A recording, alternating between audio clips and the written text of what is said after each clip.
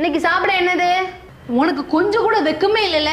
இப்படி மாடு மாதிரி சோஃபால உட்காந்து எம்மா சாப்பிட என்ன இருக்கு, எம்மா சாப்பிட என்ன இருக்கு 24 மணி நேரமும்.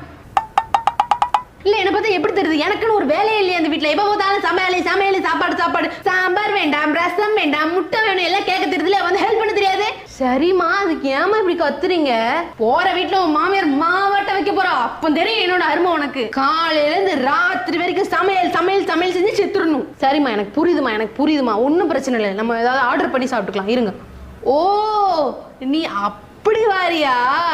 அந்த செத்து போன தாத்தா மேல சத்தியமா சொல்றேன், நீ உருப்படவே மாட்டேன். கொஞ்சம் கேப் கிடைச்ச போதுமே ஸ்விக்கில ஆர்டர் பண்ணுமா, சொமேட்டோ ஆர்டர் பண்ணுமா, இப்படி தின்னு தான் முட்டை போன மாதிரி ஆயிருக்கேன். A few minutes later. ஏதோ நீ தோசை சுட்டுருக்க, வந்து எடுத்துக்கோ. எனக்கு ஒன்றும் சாப்பாடு வேண்டாம். திங்காம இருந்து மேடம் என்ன பண்ண, உலகலைக்கு போட்டி கூப்பிடுறீங்களா? வந்து தின்னுவா.